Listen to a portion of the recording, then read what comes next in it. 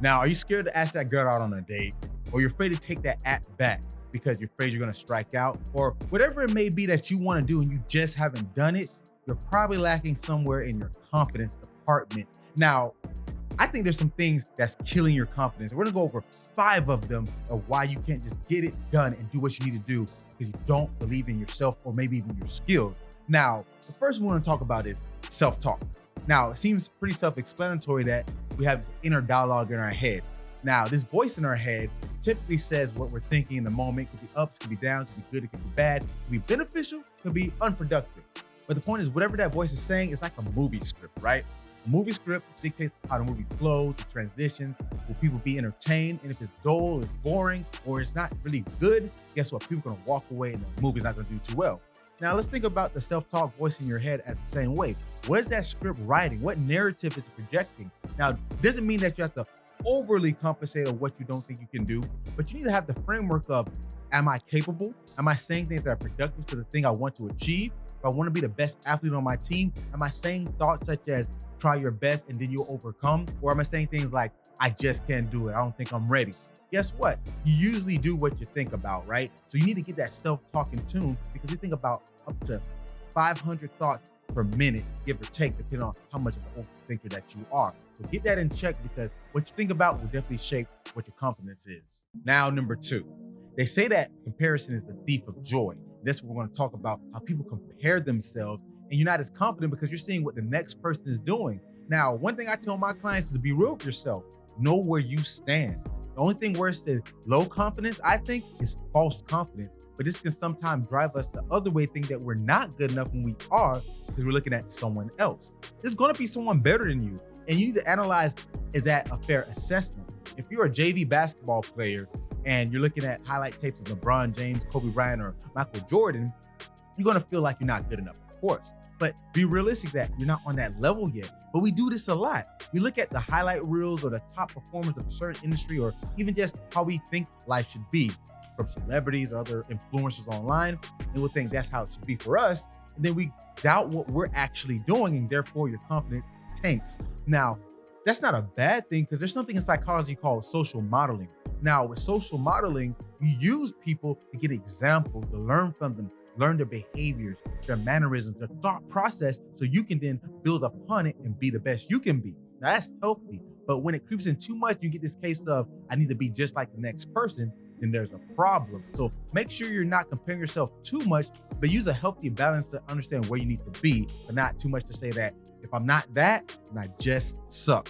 Work on that for your confidence. Number 3, the fear of failure. Now, there's a famous line from a song by Kids in the Hall, and I'll never forget it because it stuck with me. I think it was like 05 or 06 when I heard it. And it said, the only way to lose is to fail to try. And it stuck with me because if you don't try, how do we get better? Now, failure, I get it. It sucks to feel like I didn't do enough, I'm not good, or I'm not the one that people want to depend on. I get it. I've been there, and I would say I've failed thousands of times. It's the only reason why I've gotten to where I'm at right now with my business and just my life in general. But the problem is when you're scared of it and you don't embrace it, you can't adapt to what you don't experience. Look at fitness, for example. Imagine if you went under a barbell with 500 pounds on it. Regardless of how strong you think you are, you've never been presented with the stimuli in the first place. So you can't adapt to what you're not presented to. Now, that's an extreme example with 500 pounds, but going back to confidence, if I've never put myself in a risky situation to adapt and overcome, my brain doesn't get wired to do so. People talk about dopamine all the time. Now, dopamine gets chalked up to just a reward or a pleasure neurotransmitter, but it really is more so motivating specific behaviors. Now, if the risk is too high, yes, you're gonna be unmotivated and feel bad about it, but it needs to be high enough that it stimulates that need to keep going and try again. Because guess what? The more you put yourself in those sort of risky, high risk, low reward situations, and you overcome it, guess what? Your brain says, I can do this. And guess what happens then? You get more confident at the belief that you can overcome what you thought you couldn't. And even if you do fail, maybe you get just close enough to say, wait, if I got that close, then I can keep going. And you see how this ties back to self-talk. So there's a lot of ways we can look at this. So make sure that you don't have that fear of failure. I'm not saying you should have a love relationship with it, but you definitely shouldn't hate it. Number 4, negative influences. Now, ask who your friends are. I'm sure you who you are. It's a famous expression. I'm dropping a lot of different expressions, right? But it's a lot of truth to it because Why would you hang around people that you don't think are either like you, share the same values and views as you, or can help you be better in your life, right? Even if it's not true, you would assume so. So if you're assuming with the wrong crowd, people that are always doubting what you can do, or maybe they don't doubt you, but they doubt their own beliefs and behaviors, and by proxy, you look and say, well, if they can't do it, why should I do it? Because this is my best friend or my cousin. It could be family even. So it's like, you need to understand that who you keep around can lift you up or break you down. It doesn't mean you have to despise them or completely cut them off, but you should be mindful because these negative influences are going to affect how the chances you take. Because you ever been in a group and everyone's like, hey, we're going to a certain party or a place. You're like, nah, I don't want to go. And you talk about peer pressure. It kind of pushes you towards that. So you don't want to end up in that situation with your goals, your endeavors, and what you're trying to achieve. So get away from the people who constantly are saying, oh, I don't know about that, or even what if too much, and they're going to negatively impact what you want to do. Now, number 5, this last one, it's pretty important because it should go without saying, but what is your skill set like? I mentioned earlier, the only thing worse than low confidence, I think, is false confidence, confidence that you think you can do something that you really can't. That's where skills come in, because you can't even attempt to do it. You have to be real with yourself and say, I'm not there yet. And the only way to get better is to be consistent. Now, the beauty of this one is it kind of ties in all the other ones. Fear of failure, self-talk, being able to compare yourself in a healthy way, because when you try it more and more, you see what works, see what doesn't work, see what you overcome, see where you break and falter. Now, if you do it consistently, you'll get better by proxy because you're practicing it. But also you can look at the little intricacies of where do I go wrong? You analyze that, and you can be more critical of yourself, because being confident is not just saying I can do no wrong. You don't want that false or pseudo confidence. It's also being critical of saying, where can I improve?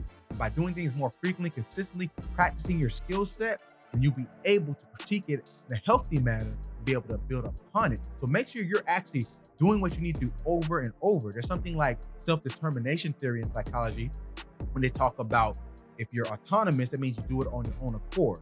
And then if you're autonomous, you're going to be more competent because you've done it more on your own accord. And if you're competent, you want to do it more in a social gathering and be more bold around people and to show it off, because you're autonomous, because you're going to do it again because you like what you did and the reward you got from feeling good around other people. And you're going to go back to do it and be more competent, and you're going to do it around more people. And the cycle goes all around and around and around. I know I'm ranting and sounding crazy, but you can see how this makes sense. And this is how literally you get better at anything, even the bad things that can work.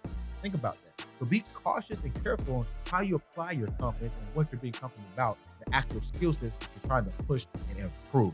Now, those are 5 things that are killing your confidence. Make sure you're not letting that sniper take you down. You're able to override it so you can get your mind right. So thanks for tuning in, guys, as always, and I'll catch you later.